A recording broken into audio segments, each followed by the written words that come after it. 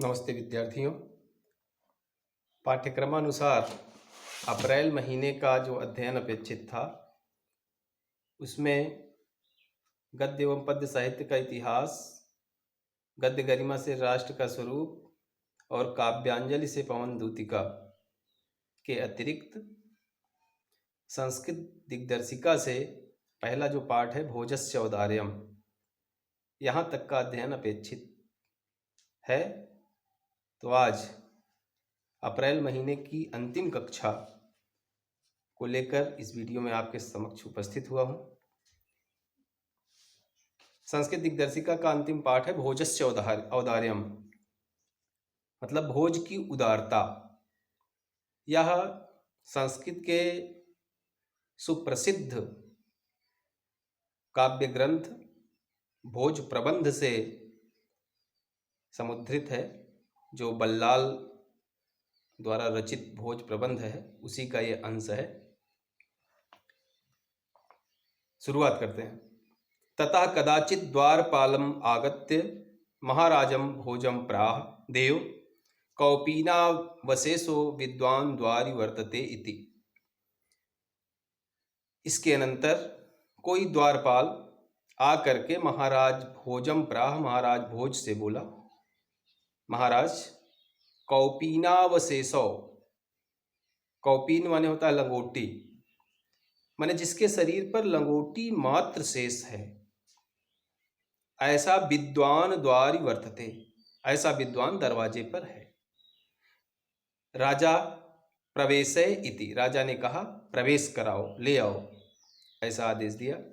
ततः प्रविष्टः स कविः भोजम अवलोक्य, इसके बाद प्रवेश किया हुआ, प्रविष्टः माने प्रवेश किया हुआ, स कविः वह कवि, भोजम अवलोक्य भोज को देखकर, अद्य में दारिद्र्य नाशो भविष्यति, अद्य माने आज, में माने मेरा, दारिद्र्य नाशो भविष्यति माने दरिद्रता का नाश हो जाएगा, इति मत्वा ऐसा मान करके, तुष्टो प्रसन्न होकर के, हर्षम अश्रूणि मुमोच माने प्रसन्नता के आंसू बहाने लगा।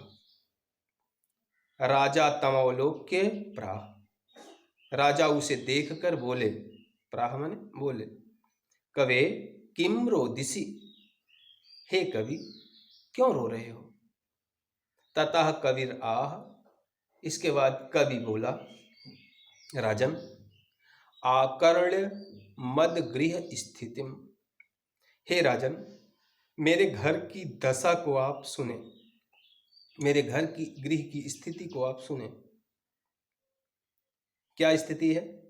अये लाजानुच्चैः पथि वचनमाकर्ण्य गृहिणी, शिशौ कर्णो यत्नात् सुपिहित्वती दीनवदना, मयि क्षीणोपाये यत्कृतं दिशावश्रुबहुले, तदन्तः शल्यं मे त्वमसि समुद्धर्तुमुचितम्। क्या है उसके घर की दशा। कहा आज सुबह कोई राही रास्ते में जोर जोर से आवाज लगा रहा था, अये लाजा उच्चैः, लाजान उच्चैः, लाजान माने लावा, खील, लावा ले लो, लावा ले लो, ऐसे जोर जोर से कोई राही आवाज लगा रहा था। उसके वचनम आकर्ण्य गृहिणी, मेरी घर वाली उसकी बात को सुन करके दौड़ करके, शिशौ कर्णौ यत्नात् सुपिहित्वती, मेरे बच्चों के कानों को यत्नात् सुपिहित्वती माने यत्न पूर्वक खूब अच्छे ढंग से बंद कर दिया। क्यों? क्योंकि बच्चे कहीं सुन न लें कि लाजा बेचने वाला आया है और जिद न कर बैठे। और बच्चे का कान बंद करके मेरी गृहिणी मेरी ओर कैसे देख रही थी, दीन वदना माने बेबसी से मेरी ओर दृष्टिपात कर रही थी। लाचार, हताश, निराश मेरी पत्नी मेरी ओर दृष्टिपात कर रही थी। उसे पता था कि मैं भी कोई उपाय नहीं कर सकता हूं, लेकिन उसके इस कार्य व्यापार से, हे महाराज मयि क्षीणोपाये यद कृतम दृश्रावश्रु बहुले, वो मेरी ओर कैसे देख रही थी, बहुले दृशावश्रु माने दरिद्रता पूर्ण दृष्टि से आंसू बहाती हुई मेरी ओर देख रही थी कि मैं हो सकता है कोई उपाय कर दूं और बच्चों के खाने का कुछ प्रबंध कर दूं। उसके आंसू मेरी दृष्टि में, मेरे हृदय में कांटे की भांति चुभ गए हैं। मैं इतना लाचार, इतना विवश था कि अपनी पत्नी की कोई मदद नहीं कर सकता था, अपने बच्चे के लिए भोजन का प्रबंध नहीं कर सकता था। ये मेरे घर की स्थिति है। इसलिए जो कांटा मेरे हृदय में गड़ा है उसकी शल्य चिकित्सा केवल आप कर सकते हैं महाराज।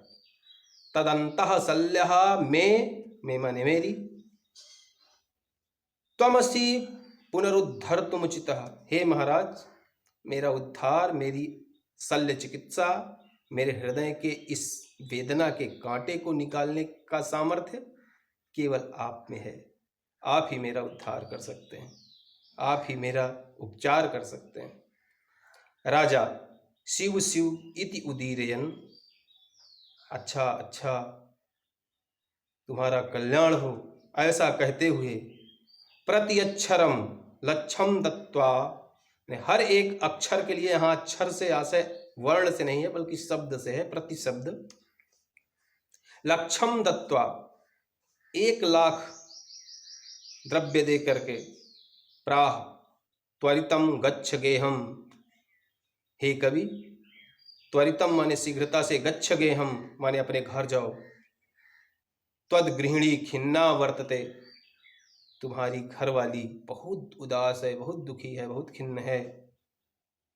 ऐसा कह करके प्रति शब्द लक्ष मुद्रा दे करके, 1,00,000 मुद्रा दे करके उस कवि को विदा करते हैं। अन्यदा भोजः, इसके बाद एक बार की और बात है।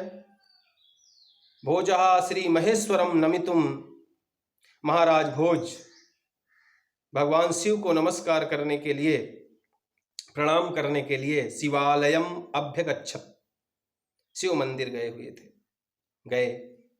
तदा कोपि ब्राह्मणः राजानम शिव सन्निधौ प्राह देव, वहां पर कोई ब्राह्मण राजा को भगवान शिव के मंदिर के समीप पा करके बोला, देव महाराज, अर्धदानौ वैरिणाम गिरजाप्यर्धम शिवस्य पहृतम, हे महाराज आप शिव मंदिर आए हैं, शिव का अर्थ कल्याण भी होता है,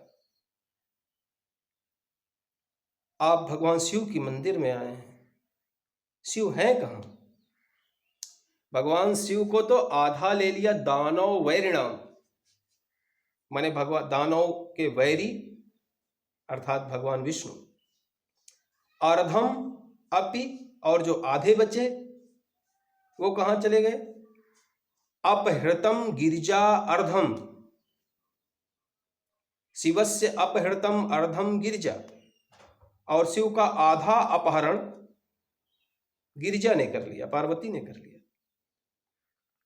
इस जगती तल में देव, इत्थम जगती तले, हे देव, इस जगती तल पर, इस भूतल पर, इस धरती पर अब तो भगवान शिव का अभाव हो गया है। पुर हरा भावो, पुर माने त्रिपुर नामक राक्षस का वध करने वाले भगवान शिव का अभाव हो गया है, जिसके कारण गंगा सागरम समुन्मीलति, गंगा जाकर के सागर में मिलती है। अब गंगा शिव के मस्तक पर नहीं रहती, गंगा जाके सागर में मिल गई। शशिकलाम, जो चंद्रकला द्वितीया के चांद को भगवान शिव धारण करते थे, गंगा सागरम अंबरम शशिकला, चंद्रकला आकाश में चली गई। और जो गले में धारण करते हैं नगाधिपः, नागाधिपः, जो सर्पों के अधिपति को धारण करते हैं गले में, वो कहाँ चले गए? क्षमातलम, माने भूतल में चले गए। हे महाराज, संसार का शिव तो केवल आप में बचा है। सर्वज्ञत्वमधीश्वरम तमगमत, सर्वज्ञता आप में चली गई। जो भगवान शिव सर्वज्ञ हैं, शिव सर्वज्ञ हैं, उनकी सर्वज्ञता कहाँ चली गई? आप में चली गई। सर्वज्ञत्वम अधीश्वरम तमगमत, हे अधीश्वर, हे महाराज, सर्वज्ञता आप में चली गई। माम तु भिक्षाटनम, और मुझ में तो उनका बैरागी जो स्वरूप है, भिखारी का जो स्वरूप है, भिक्षाटन करने वाला जो स्वरूप है, वो मुझ जैसे ब्राह्मण में चला आया है। ऐसा उस ब्राह्मण ने महाराज भोज से कहा। इसके आगे अगले वीडियो में। धन्यवाद।